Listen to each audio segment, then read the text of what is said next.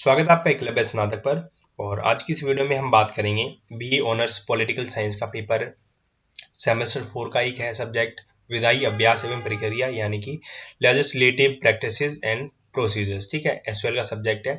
Unit 1 है हमारी संसद विधानसभाओं एवं स्थानीय संस्थानों के लिए जो सदस्य होते हैं उनकी शक्तियां एवं कार्यों के बारे में हम चर्चा करेंगे। इसके इंपॉर्टेंट क्वेश्चंस हैं उनको डिस्कस करेंगे। ठीक है, इस वीडियो की जो पीडीएफ है वो आपको टेलीग्राम चैनल पर मिल जाएगी, तो आप एकलव्य स्नातक 1 सर्च करके उसको ज्वाइन कर सकते हैं। बात करते हैं पहले क्वेश्चन की। तो संसद क्या है तथा इसके सदस्यों की शक्तियों एवं कार्यों की व्याख्या कीजिए। ठीक है, तो संसद के बारे में बताना है, संसद कैसे बनती है, इसका गठन किस तरह से किया जाता है, इसमें अलग अलग सदस्य होते हैं, उनकी क्या क्या शक्तियां होती हैं, उनके क्या क्या काम होते हैं, उन चीजों को यहाँ पे डिस्क्राइब करना है। तो भारतीय संविधान के अंतर्गत संसदीय शासन प्रणाली को अपनाया गया है। ठीक है, यानी कि भारत में जो शासन करने का काम होगा वो संसद के द्वारा किया जाएगा। इसमें जो केंद्रीय विधानमंडल होता है, केंद्र में कुछ लोगों का समूह होता है, उसको संसद की संज्ञा दी गई है। अब जो संसद होती है उसका गठन द्विसदनात्मक सिद्धांत के आधार पर किया गया है, यानी कि 2 सदन होंगे जिससे संसद बनेगी। अनुच्छेद 79 के अनुसार संघ के लिए यानी कि देश के लिए एक संसद होगी जो राष्ट्रपति, लोकसभा और राज्यसभा से मिलकर बनेगी। ठीक है, यानी कि कोई भी जो संसद होती है वो राष्ट्रपति, लोकसभा और राज्यसभा से तीनों से मिलकर बनती है। राष्ट्रपति को देश का प्रथम नागरिक माना जाता है। इसका जो चुनाव है यानी कि राष्ट्रपति का चुनाव राज्यसभा, लोकसभा और राज्य विधानसभा के जितने सदस्य होते हैं उनके द्वारा किया जाता है। अब राज्यसभा और लोकसभा में क्या डिफरेंस होता है एक बार उसको देखते हैं। तो राज्यसभा को उच्च सदन माना जाता है यानी कि हायर हाउस उसको बोलते हैं। वहीं पे लोकसभा होता है, इसको हम लोअर हाउस यानी कि निम्न सदन कहते हैं। राज्यसभा में कुल सदस्यों की संख्या 250 निर्धारित की गई यानी कि 250, जिसमें से 238 सदस्यों का चुनाव विधानसभा के सदस्यों के द्वारा किया जाता है। वहीं पर लोकसभा में कुल सदस्यों की संख्या 552 निर्धारित की गई है। लेकिन अगर हम बात करते हैं वास्तविक संख्या अभी वर्तमान में कितनी है, वो है 545। लेकिन 545 में भी जो 543 होते हैं उनका चुनाव जनता के द्वारा किया जाता है और बाकी के 2 हैं वो राष्ट्रपति द्वारा एंग्लो इंडियन को यहाँ पे मनोनीत किया जाता है। अगर हम बात करते हैं राज्यसभा की, तो राज्यसभा में जो 238 सदस्य होते हैं वो तो विधानसभा के जो सदस्य होते हैं उनके द्वारा चुने जाते हैं। बाकी के जितने 12 सदस्य होते हैं उनको राष्ट्रपति द्वारा मनोनीत किया जाता है। अब ये जो 12 सदस्य होते हैं अलग अलग खेल जगत के हो सकते हैं। ठीक है, जो सोशल वर्कर होते हैं वो हो सकते हैं। ठीक है, जो बॉलीवुड से कुछ लोग होते हैं फिल्म जगत में जिन्होंने अपने समाज में अपना कॉन्ट्रीब्यूशन दिया होता है, समाज को सुधारने के लिए, समाज के लिए प्रेरणा का जो काम करते हैं वो यहाँ पे आ जाते हैं। ठीक है, राज्यसभा एक स्थायी सदन होता है, इसको भंग नहीं किया जा सकता, यानी कि इसका जो पूरा 6 वर्ष का कार्यकाल होता है इसको पूरा कंप्लीट करना होगा।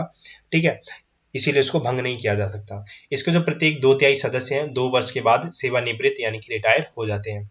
वहीं पे लोकसभा की हम बात करते हैं, यह सदन भारत की जनसंख्या का वास्तविक प्रतिनिधित्व करता है, यानी कि भारत की जो जनसंख्या होती है वो इन लोगों को खुद चुनाव के माध्यम से चुनती है। ठीक है, इनका जो कार्यकाल होता है वो 5 वर्ष का होता है और इसको हम अस्थायी सदन कहते हैं क्योंकि इसको भंग किया जा सकता है समय से पहले। अगर हम बात करते हैं संसद सदस्य की क्या क्या योग्यताएं होती हैं उनको डिस्कस करते हैं, तो भारतीय नागरिकों सबसे पहली बात है भारत की नागरिकता उसके पास होनी चाहिए। राज्यसभा के लिए उसकी जो न्यूनतम आयु है 30 वर्ष है और लोकसभा के लिए उसकी न्यूनतम आयु 25 वर्ष निर्धारित की गई है। पहले फिर दिवालिया और विकृत मानसिक मस्तिष्क का ना हो, यानी कि मस्तिष्क संतुलन उसका होना चाहिए, अच्छे से वो निर्णय ले सके, लोगों की जो मुद्दे होते हैं उनको सुन सके, उनकी समस्याएं होती हैं उनको हल कर सके, किसी सरकारी लाभ के पद पर ना हो। हम बात करते हैं शक्तियां एवं इसके क्या क्या कार्य होते हैं। तो पहली बात करते हैं विधायी शक्तियां की, यानी कि कुछ जो नीति निर्माण से संबंधित जो शक्तियां होती हैं वो इनके पास होती हैं। नीति निर्माण प्रक्रिया में ये लोग भाग लेते हैं, जो भी कानून बनता है, विधेयक जब पारित किया जाता है तो उसमें ये जो पूरी प्रक्रिया होती है इसमें ये लोग भाग लेते हैं। विधेयक में संशोधन का सुझाव ये लोग देते हैं। ठीक है, यानी कि कोई भी जो विधेयक आता है उसमें अपने विचारों को ये लोग दे सकते हैं। फिर पर्यवेक्षी शक्तियां, यानी कि कुछ ऐसी शक्तियां होती है जो ये सुपरविजन के द्वारा ये उसका यूज करते हैं। अब ये क्या कर सकते हैं, जो समितियां होती है उसमें भाग ले सकते हैं, उसका स्टेटस जान सकते हैं, क्या क्या काम किया जा रहा है, कितना खर्च किया जा रहा है, ये सब, और उसमें प्रश्न पूछ सकते हैं। ठीक है, तो ये भी जो भी प्रश्न पूछना चाहते हैं वो यहाँ पे पूछ सकते हैं। फिर बात करते हैं निर्वाचन संबंधी शक्तियां इनके पास कौन कौन सी होती हैं, यानी कि राष्ट्रपति और उपराष्ट्रपति का जो चुनाव होता है उसमें ये लोग भाग लेते हैं। फिर संवैधानिक शक्तियां, ठीक है, संविधान में जो संशोधन प्रक्रिया होती है उसमें ये लोग भाग लेते हैं। संविधान का जो प्रियम्बल होता है उसको छोड़ के बाकी का जितने भी प्रावधान होते हैं, प्रोविजंस होते हैं, उसमें परिवर्तन कर सकते हैं। ठीक है। फिर प्रतिनिधि संबंधी कुछ शक्तियां होती हैं। सदस्य का जो चुनाव होता है वो किसी न किसी क्षेत्र से किया जाता है, यानी कि भारत के जितने भी, भारत का कोई भी क्षेत्र होता है वहां से भी हमें अलग अलग सदस्य आते हैं लोकसभा के अंदर में। ठीक है। तो वहां से किसी न किसी क्षेत्र से इनका चुनाव किया जाता है और उस क्षेत्र में जितनी भी विकास की परियोजनाएं चलाने का काम होता है वो उस सदस्य क्षेत्र के सदस्य के द्वारा किया जाता है। हम बात करते हैं विधानसभा क्या है, इसके सदस्यों की शक्तियों एवं कार्यों की व्याख्या कीजिए। अब अभी हमने पढ़ा था सेंट्रल लेवल पे, यानी कि केंद्र के स्तर पर एक होती है राज्यसभा, एक होती है लोकसभा। ठीक है। इनके बीच में क्या डिफरेंस होता है, इसमें जितने भी मेंबर होते हैं उनकी क्या पास कौन कौन सी योग्यताएं होनी चाहिए, जब जाके वो एमपी ये बन सकते हैं। फिर हम बात करते हैं इसके विधानसभा क्या होती है। राज्य में होती है विधानसभा। तो राज्य की जो राजनीतिक व्यवस्था होती है उसमें विधानमंडल का एक महत्वपूर्ण स्थान होता है, यानी कि राज्य में जो राजनीतिक व्यवस्था होती है उसके अंदर में जो विधानमंडल होता है, कुछ लोगों का समूह होता है, वो एक बहुत ही इंपॉर्टेंट रोल प्ले यहाँ पे करता है। राजनीतिक व्यवस्था में उसकी प्रणाली आ जाती है, किस तरह से वो काम करता है। ठीक है। वो सभी यहाँ पे हमें देखने को मिल जाता है। यह राज्य के संदर्भ में नीतियों और कानून का निर्माण करता है, यानी कि हर स्टेट की अपनी अपनी एक विधानसभा होती है और उस स्टेट की विधानसभा उस स्टेट के लोगों के लिए नीतियों को बनाता है, कानूनों का कुछ निर्माण करता है। ठीक है। कई राज्यों में द्विसदनात्मक व्यवस्था को भी अपनाया गया, जैसे इंडिया जो सेंट्रल लेवल पे अगर हम देखते हैं तो लोकसभा राज्यसभा होती है। इसी तरह से कई स्टेट ऐसे हैं जो बड़े बड़े स्टेट हैं, वहां पे द्विसदनात्मक व्यवस्था होती है, यानी कि वहां पे भी दो सदन होते हैं। अब हम बात करते हैं उन सदनों के बारे में। तो पहली होती है विधानसभा और दूसरी होती है विधान परिषद। तो यह राज्य का निम्न सदन होता है, यानी कि लोअर हाउस होता है। फिर ये जो विधानसभा होती है इसको हम अस्थायी सदन बोलते हैं। ठीक है। यानी कि लोकसभा की तरह होता है और इसको भंग किया जा सकता है समय से पहले। इसका कार्यकाल 5 वर्ष का होता है, सेम एज लोकसभा का। इसमें सदस्यों की जो अधिकतम संख्या होती है वो 500 से अधिक नहीं हो सकती है। प्रत्येक विधानसभा में एक एंग्लो इंडियन सदस्य को राज्यपाल द्वारा मनोनीत किया जाता है, जिस तरह से विधान जो लोकसभा के अंदर में एक राष्ट्रपति होता है, 2 एंग्लो इंडियन को लोकसभा में मनोनीत करता है। फिर विधानसभा अपने अपने राज्यों की जनता का प्रतिनिधित्व करती है और इसमें जितने भी सदस्य होते हैं उनको विधायक कहा जाता है। फिर हम बात करते हैं विधान परिषद की। तो ये राज्यों का उच्च सदन होता है, यानी कि हायर हाउस होता है ये। इसको हम स्थायी सदन बोल सकते हैं। ठीक है। यानी कि इसको समय से पहले भंग नहीं किया जा सकता। इसका कार्यकाल 6 वर्ष का होता है, सेम एज राज्यसभा। इसके 2/3 सदस्य 2 वर्ष बाद सेवानिवृत्त हो जाते हैं। प्रत्येक विधान परिषद में अधिकतम सदस्यों की जो संख्या होती है वो 40 हो सकती है, 40 से ज्यादा नहीं हो सकती है। राज्य की मांग से ही संसद द्वारा इसका निर्माण किया जाता है। अगर किसी स्टेट को ऐसा लगता है कि हमारे पास विधान परिषद होनी चाहिए, वर्क का लोड ज्यादा है, तो संसद से मांग कर सकते हैं, संसद से डिमांड कर सकते हैं और संसद इसका निर्माण करेगी। अभी इंडिया में फिलहाल 6 ऐसे स्टेट हैं जहां पे विधान परिषद चल रही है। ठीक है। तो विधान परिषद इंडिया में टोटल 6 स्टेट में है। नॉर्थ में है बिहार और उत्तर प्रदेश। साउथ में अगर हम जाते हैं तो तेलंगाना, कर्नाटक और आंध्र प्रदेश है। वहीं पे अगर हम वेस्ट में जाते हैं यानी कि पश्चिम में, तो महाराष्ट्र वहाँ पे। ठीक है। तो ये टोटल 6 ऐसे स्टेट है जहाँ पे विधान परिषद काम करती है। अब विधायक फिर विधानसभा का सदस्य बनना है तो उसके लिए क्या क्या योग्यता चाहिए, कई लोग बनने की सोच रहे होंगे, तो देख लो। तो वह भारत का नागरिक होना चाहिए। ठीक है। विधानसभा का सदस्य बनने के लिए न्यूनतम आयु 25 वर्ष होनी चाहिए, सेम एज लोकसभा का। फिर विधान परिषद का सदस्य बनने के लिए न्यूनतम आयु 30 वर्ष होनी चाहिए, सेम एज राज्यसभा। कि व्यक्ति न्यायालय द्वारा किसी अपराध में आरोपी नहीं ठहरा गया हो। ठीक है। यानी कि आरोप न्यायालय के द्वारा उस पर कोई भी आरोप सिद्ध नहीं हुआ हो। भारत सरकार या फिर कोई भी स्टेट गवर्नमेंट होती है उसके किसी भी विभाग में लाभ के पद को धारण ना कर रखा, यानी कि कोई भी सरकारी नौकरी उसके पास नहीं होनी चाहिए। चुनाव लड़ने के लिए विधानसभा के किसी निर्वाचन क्षेत्र में का मतदाता होना चाहिए, यानी कि वोटर लिस्ट में उसका नाम जरूरी होना चाहिए, तभी वो विधायक बन सकता है। अगर किसी को बनना हो तो पहले क्राइटेरिया देख लेना, उसके बाद में नॉमिनेशन अप्लाई करना। अब इसकी क्या क्या शक्तियां होती हैं, क्या क्या कार्य होते हैं, एक बार उसको देखते हैं। तो विधायी शक्तियां होती हैं, सेम बिल्कुल डिट्टो वही है जैसा जो संसद के जो सदस्य होते हैं इनके पास शक्तियां होती हैं, कार्य होती हैं। बस फर्क इतना ही होता है कि जो विधानसभा में जो शक्तियां होती हैं उनके कार्य होते हैं वो लिमिटेड हो जाते हैं एक स्टेट के अंदर में। लेकिन अगर हम बात करते हैं संसद की तो वो पूरे इंडिया में बनाती है अपने कानूनों को। ठीक है। तो विधायी शक्तियां होती हैं, राज्य के लिए जो नीति निर्माण के कार्य होते हैं वो करे जाते हैं। निर्वाचन संबंधी शक्तियां होती हैं, राज्यसभा के सदस्यों का निर्वाचन जो होता है वो विधानसभा के सदस्यों के द्वारा किया जाता है।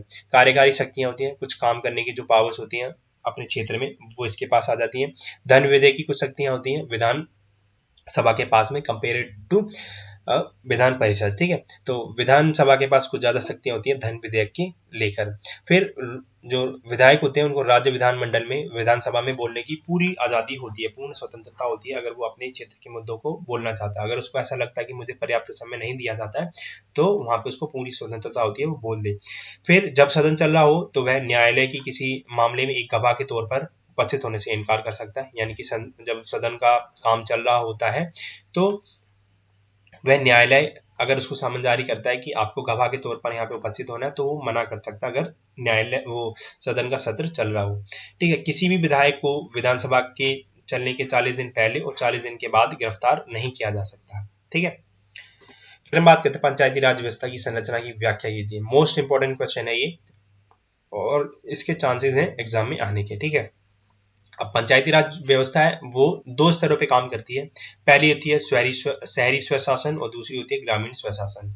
अब जो ग्रामीण में कुछ गांव के लोग होते हैं वो अपने आप शासन करते हैं, वो होता है ग्रामीण स्वशासन। शहरों में जो लोग होते हैं, जो लोकल बॉडीज होती हैं वो काम करती हैं, शासन करती हैं, होती है शहरी स्वशासन, ठीक है। अब इन दोनों को हम अच्छे से डिस्कस करेंगे, इसमें कितने स्तर होते हैं, अलग अलग स्तर का गठन किस तरह से किया जाता है, उनके क्या क्या काम होते हैं, ठीक है। अब हम बात करते हैं शहरी स्वशासन की। तो शहरी स्वशासन ग्रामीण स्वशासन में 3 टायर आ जाते हैं, ग्राम पंचायत, पंचायत समिति और जिला परिषद। ग्राम पंचायत ये प्रत्येक गांव में होती है, यानी कि जो प्रत्येक गांव के जो लोग होते हैं वो इसमें निर्वाचन के द्वारा एक मुखिया का चयन करते हैं, अपना मतदान देते हैं।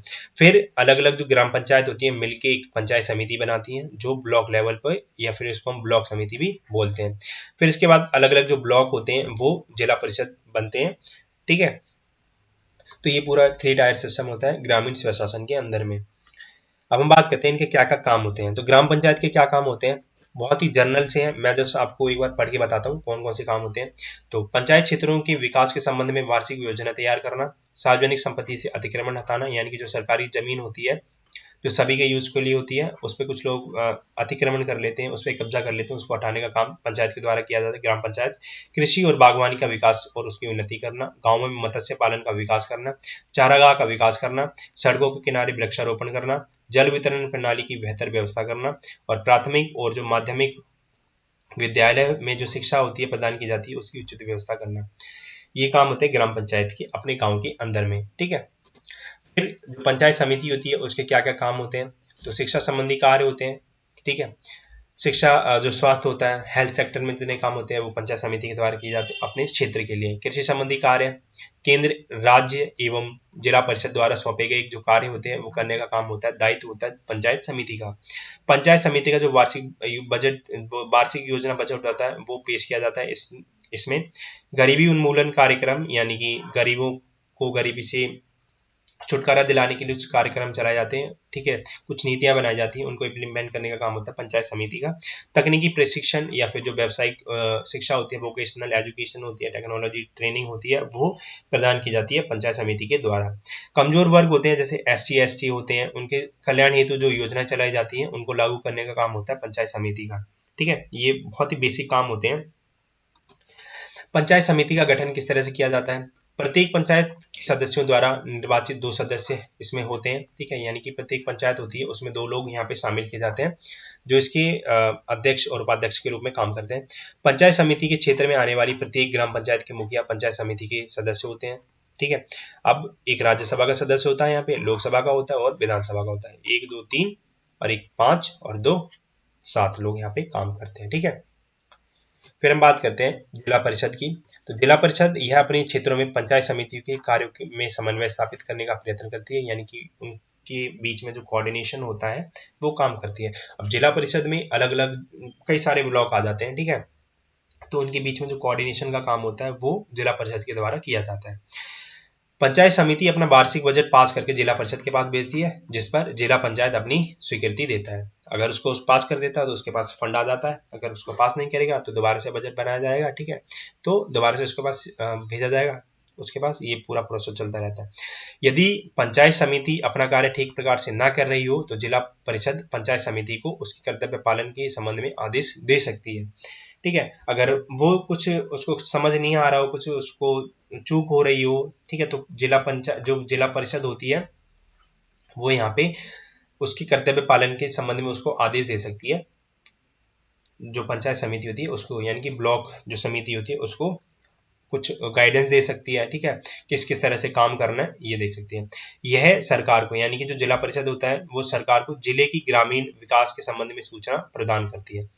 अब जो सरकार होती है उसको कुछ अगर कुछ डाटाबेस चाहिए होता है, ठीक है, रिसर्च वगैरह के लिए, तो वो क्या करती है कि जिला परिषद से कांटेक्ट करती है और जिला परिषद से कुछ जो आंकड़े होते हैं उनको प्राप्त करती है कि गांव में कितने गरीब हैं, कितनों को किसी योजना का लाभ मिल रहा है, ठीक है, कितना फंड इसमें खर्च किया जा चुका है, कितनों का गरीबी उन्मूलन से छुटकारा मिला है। ये सारे काम होते हैं जिला परिषद के द्वारा।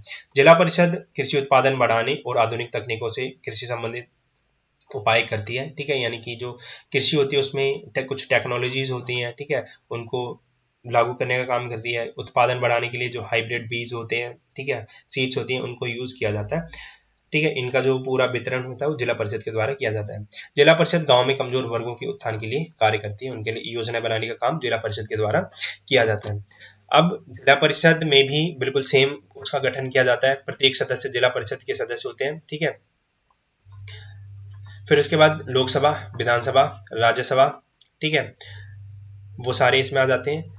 जिले के अंतर्गत सभी पंचायत समिति के अध्यक्ष, यानी कि जो ब्लॉक के जो अध्यक्ष होते हैं वो जिला परिषद के सदस्य होते हैं, और जिला परिषद के जो निर्वाचित सदस्य होते हैं उनमें से 2 सदस्यों को अध्यक्ष और उपाध्यक्ष चुना जाता है। बिल्कुल सेम, बिल्कुल जैसा फॉर्मेशन उसका था पंचायत समिति का, वो भी यहाँ पे रह जाता है।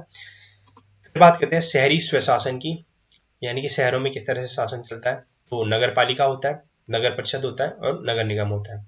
नगर पालिका एक ऐसे क्षेत्र में होता है जो बहुत मतलब गांव की दृष्टि से बहुत बड़ा होता है, लेकिन शहर की दृष्टि से वो बहुत छोटा होता है, ठीक है, तो वो होता है नगर पालिका। नगर परिषद एक ऐसा कस्बा होता है जो ना तो शहर होता है पूरा, ना ही पूरा गांव होता है, ठीक है। नगर निगम एक ऐसे एरिया में होता है जिसकी पॉपुलेशन काफी ज्यादा बड़ी होती है, जैसे दिल्ली में, बेंगलोर में, मुंबई में, ठीक है, जैसे दिल्ली में एमसीडी चलती है, मुंबई में बीएमसी चलती है, तो इस तरह से नगर निगम काम करती है। अब इनके हम क्या क्या काम होते हैं एक बार उसको डिस्कस करते हैं। तो ये देखो, नगर पंचायत एक ग्रामीण क्षेत्र से एक शहरी क्षेत्र में संक्रमणकालीन क्षेत्र के लिए होती है। नगर परिषद एक छोटे शहरी क्षेत्र के लिए होती है जिसको हम कस्बा बोलते हैं। नगर निगम एक बड़े शहरी क्षेत्र के लिए होती है जिसको मेट्रोपॉलिटन सिटी बोलते हैं। नगर पालिका के क्या क्या काम होते हैं उनको देखते हैं। भवनों का निर्माण करना, सड़कों का निर्माण करना, आर्थिक और सामाजिक विकास संबंधी कार्यक्रम करना, लोक प्रशासन, साफ सफाई आदि का प्रबंधन करना, पर्यावरण का संरक्षण करना, समाज के कमजोर वर्गों के हितों की रक्षा करना, नगरीय जो निर्धनता होती है उसके उन्मूलन संबंधी उसके लिए नीतियां बनाने का काम होता है। घरेलू उद्योग और व्यापारिक महत्व को प्रोत्साहन करने का काम होता है नगर पालिका का। फिर बात करते हैं नगर परिषद के क्या क्या काम होते हैं, ठीक है। तो नगरों की में जो साफ सफाई होती है उसका काम करने का काम होता है नगर परिषद का। नगरों के लोगों के लिए स्वच्छ पानी की व्यवस्था करना, लोगों को, सभी लोगों को पीने का पानी मिले, उनके घर तक पानी पहुंचे। जन्म और मृत्यु संबंधी रजिस्ट्रेशन, यानी कि जन्म प्रमाण पत्र, मृत्यु प्रमाण पत्र जारी करने का काम नगर परिषद के द्वारा किया जाता है। नगरों की गलियों के नाम और मकान के नंबर लगाने का काम होता है। खेल के मैदान, पार्क, व्यायामशालों की व्यवस्था करना, क्षेत्रों का खाका तैयार करना, यानी कि उस क्षेत्र में उसका दायरा कितना है, मैप उसका तैयार करने का काम होता है नगर परिषद के द्वारा, ठीक है। उसके क्षेत्र में जो भी निर्वाचन संबंधी जो काम होते हैं वो नगर परिषद का काम होता है। अपने क्षेत्रों में यातायात के साधनों का प्रबंधन करना, ठीक है, तो ये काम होता है नगर परिषद के द्वारा। अब नगर निगम के क्या काम होते हैं, ये एक बड़ी सिटी में होती है तो इसके जो दायित्व होते हैं वो बढ़ जाते हैं यहाँ पे। अपनी समस्त क्षेत्रों की जो साफ सफाई, समस्त क्षेत्र होते हैं उनमें साफ सफाई का ध्यान रखने का काम होता है नगर निगम का। जल निकासी, यानी कि जो जल का जो गंदा जल होता है वो उसका जो वेस्ट वाटर होता है वो प्रॉपर निकलता रहे, सड़कों पर ना आए, नालियों में इकट्ठा ना हो, ठीक है, तो इस तरह से। गंदी बस्तियों का सुधार करना, प्राथमिक और माध्यमिक स्तर की जो शिक्षा होती है उसका प्रबंधन करना। जैसे दिल्ली में अगर हम देखते हैं तो एमसीडी के अंडर में ये जो पूरी एजुकेशन, प्राइमरी एजुकेशन होती है वो आ जाती है इसके अंदर में। गलियों, सड़कों, पुलों, नाल और नालों का प्रबंधन करना, ठीक है, इनकी इनमें साफ सफाई, ठीक है, उनका उनका मैनेजमेंट करना, ठीक है, टूटी ना रहे, गड्ढे ना आ सके उसमें, तो ये सारा काम होता है नगर निगम का। टीके लगाने का काम होता है, कीटाणु को समाप्त करने के लिए जो दवाई डाली जाती है वो भी नगर निगम के द्वारा डाली जाती है। नशीली वस्तुएं होती है उसकी बिक्री पर नियंत्रण रखने का काम नगर निगम के द्वारा किया जाता है। और आज की इस वीडियो में बस इतना ही है। तो अगर आपको कोई भी डाउट हो तो आप कमेंट करके पूछ सकते हैं। बहुत ही जनरल चैप्टर था, आप इसको जस्ट एक बार बुक को गो थ्रू कर लेना, पढ़ लेना, ठीक है, और इसकी जो पीडीएफ है वो आपको टेलीग्राम चैनल पर मिल जाएगी, तो आप इसको वहां से एक्सेस कर सकते हैं। Thank you.